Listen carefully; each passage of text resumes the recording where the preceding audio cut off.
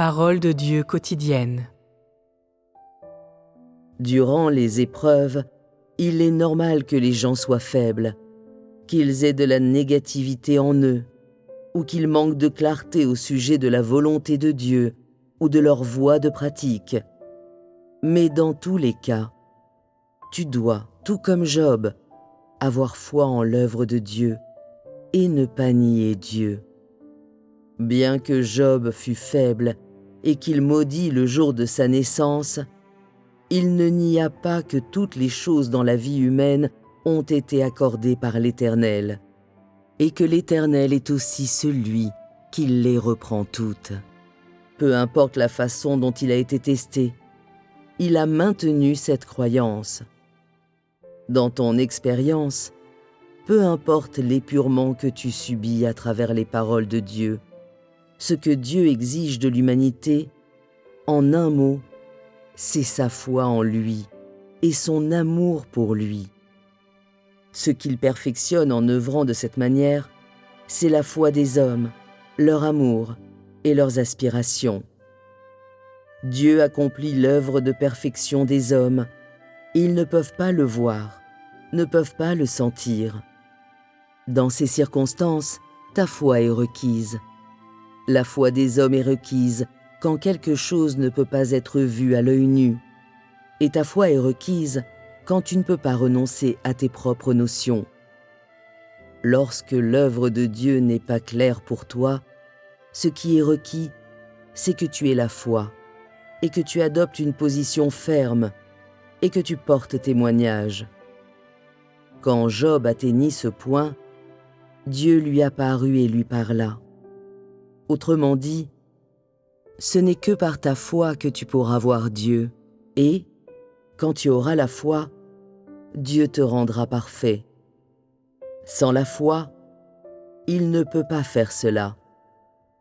Dieu t'accordera tout ce que tu espères gagner. Si tu n'as pas la foi, alors tu ne peux pas être rendu parfait, et tu seras incapable de voir les actions de Dieu, et encore moins de voir son omnipotence.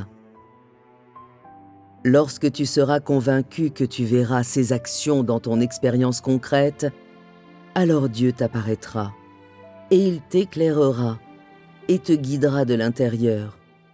Sans cette foi, Dieu sera dans l'incapacité de faire cela. Si tu as perdu l'espérance en Dieu, comment pourras-tu faire l'expérience de son œuvre? Par conséquent, ce n'est que lorsque tu as la foi et que tu ne nourris pas de doute envers Dieu, ce n'est que lorsque tu auras la vraie foi en lui, peu importe ce qu'il fait, cela t'éclairera et t'illuminera dans tes expériences, et alors seulement pourras-tu voir ses actions. Toutes ces choses sont acquises par la foi. La foi ne peut venir que par l'épurement. Et en l'absence d'épurement, la foi ne peut pas émerger. À quoi fait référence le mot foi? La foi est la croyance authentique et le cœur sincère que les humains devraient avoir quand ils ne peuvent pas voir ou toucher quelque chose, quand l'œuvre de Dieu n'est pas conforme aux notions humaines, quand elle est hors de la portée des hommes. Telle est la foi dont je parle. Les gens ont besoin de la foi en temps de difficulté et d'épurement, et l'épurement vient avec la foi. La foi et l'épurement ne peuvent être dissociés.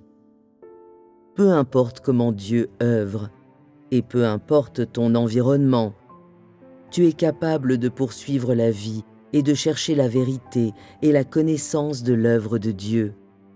Tu as une compréhension de ses actions et tu es capable d'agir selon la vérité.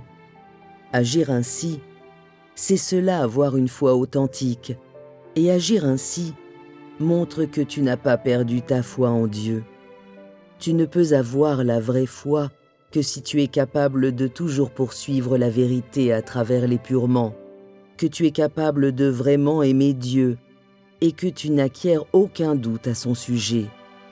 Si, quoi qu'il fasse, tu pratiques quand même la vérité pour le satisfaire et que tu es capable de chercher sa volonté dans les profondeurs et d'être préoccupé par sa volonté. Auparavant, quand Dieu a dit que tu régnerais en tant que roi, tu l'as aimé. Et quand il s'est révélé lui-même ouvertement à toi, tu l'as suivi. Mais maintenant, Dieu est caché. Tu ne peux pas le voir et les problèmes se sont abattus sur toi. À ce moment-là, vas-tu perdre espoir en Dieu? Donc, en tout temps, tu dois poursuivre la vie et chercher à satisfaire la volonté de Dieu.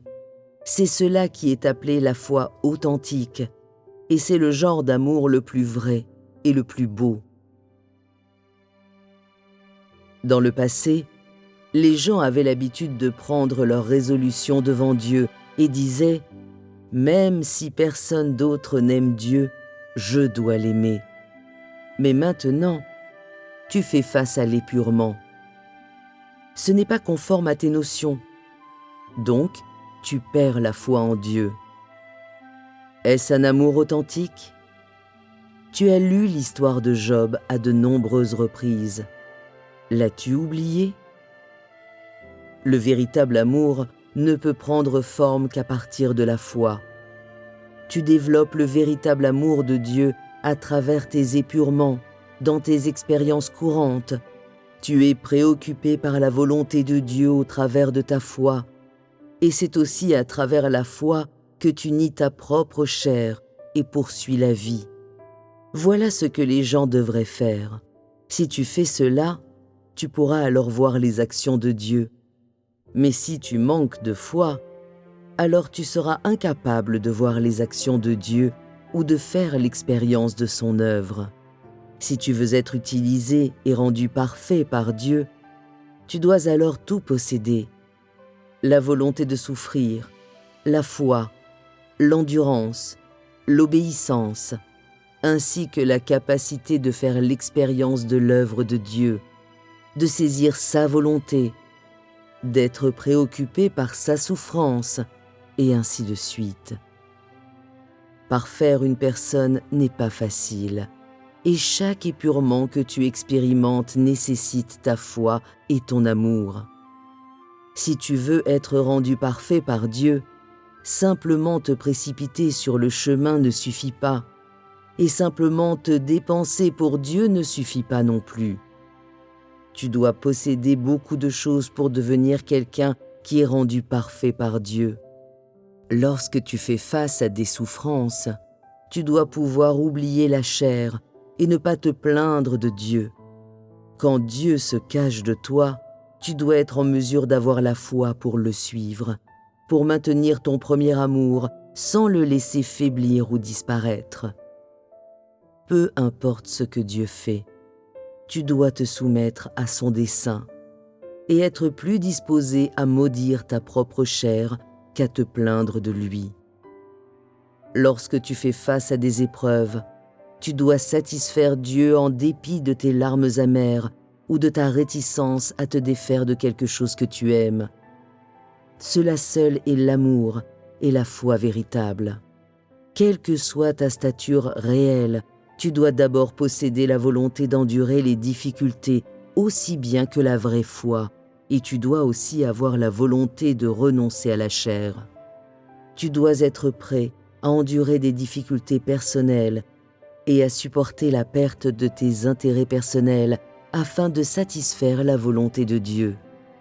Tu dois également être capable de ressentir dans ton cœur du regret vis-à-vis de toi-même.